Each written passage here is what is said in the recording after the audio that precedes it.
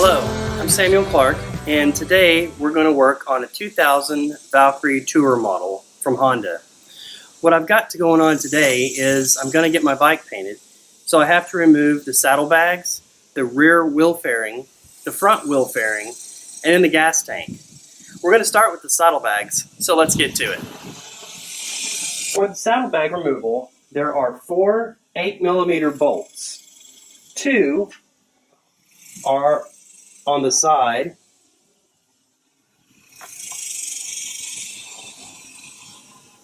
and the other 2 are on the bottom. These are exceptionally easy to remove, and so I'm going to go ahead and do that now.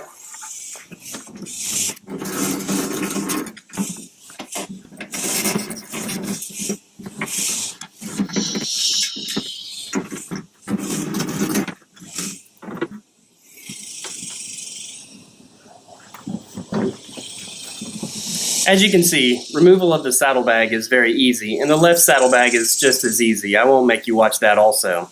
It's just 4 bolts, 8mm, and then you just pull it right off. We're going to go ahead and remove the front wheel fairing, and so that's the next step. Okay, so this is the right side of the front wheel fairing.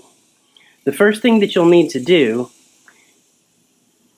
is remove the hangers that keep the brake lines in line here. It's just an 8mm on this side and 1 on the other side.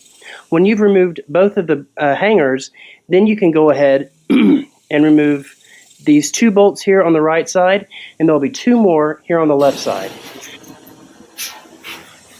For the front wheel fairing and the brake line hanger, I'm going to use the extender here so that my wrench doesn't hit the stem or the brake line.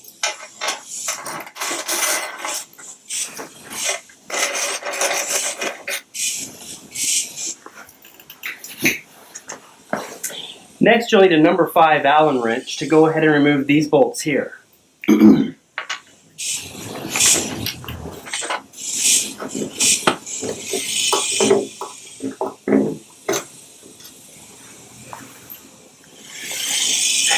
Now this chrome plating is also attached to the wheel fairing, and so you'll want to just be careful as you remove it from the rest of the wheel, not to scratch it, because this area is not going to get painted.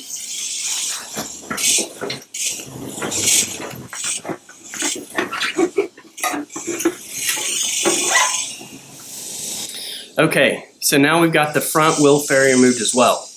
Both saddlebags and the front wheel fairing have been removed. Didn't take more than about 5 minutes. Honestly, those were some pretty easy pieces to remove. Now we're going to move to the rear wheel fairing, and that's going to be a little bit more complicated. And finally, we'll cap it off with removal of the gas tank. For removal of the rear wheel fender, there are 2 12mm bolts on the right side, and then again corresponding on the left side. There's also a bolt here that I had to remove when I removed my custom seat. You might have to remove it if you haven't done so already. Let's go ahead and remove these bolts.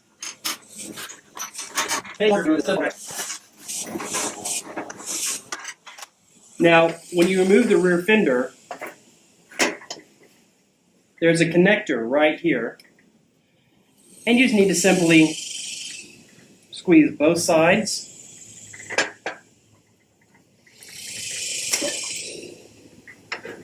and remove it.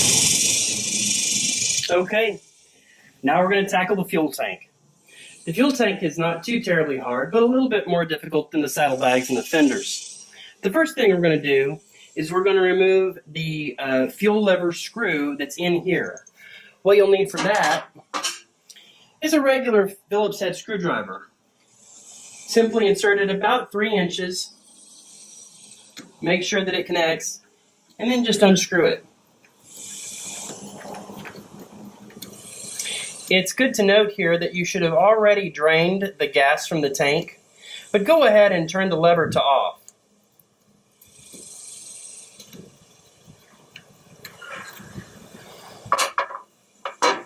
The next thing we're going to do is remove this 8mm bolt that's just to the left right there for the fuel lever. Okay, great. Now that we have the fuel lever removed and loose, the next thing we want to do is remove this 12mm bolt and this 8mm bolt up here. I'm going to start with the 8mm bolt, and then we'll move to the 12.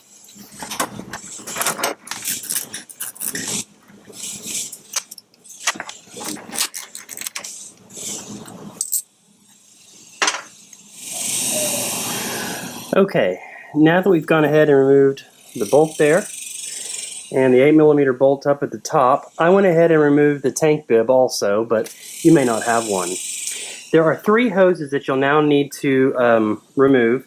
2 are attached to the petcock, and 1 is a vacuum line that's at the, an exhaust line that's at the back.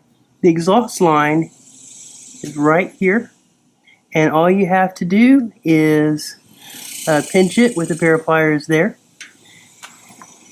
Then you have the fuel valve,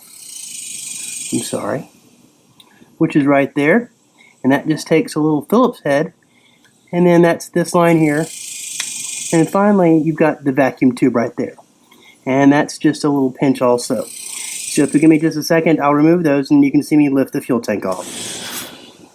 Okay, so I've gone ahead and removed the 12mm bolt, the 8mm bolt. We've removed the screw level, screw for the lever, and then the bolt for the fuel lever. And we've actually already removed the vacuum line, the exhaust line, and the fuel line from the bottom of the tank. Now it's ready for me just to lift it up off of it. And when I do so, I'm going to make sure that I don't have a problem here with my jack. I don't want my bike falling all over the place. So I'm going to do this very carefully.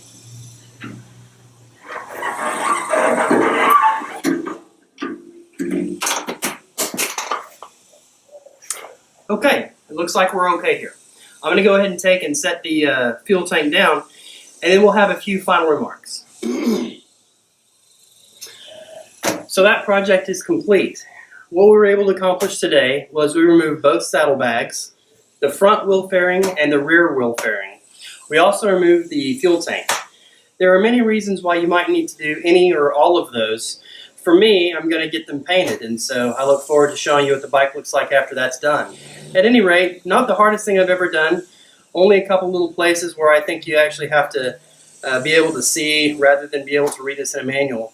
That said, if you get the Honda shop manual, it gives complete instructions for how to pull this apart. To be fair, that's how I did it. At any rate, I hope you guys ride safe out there. Take care. Don't forget to subscribe and like. Thanks very much.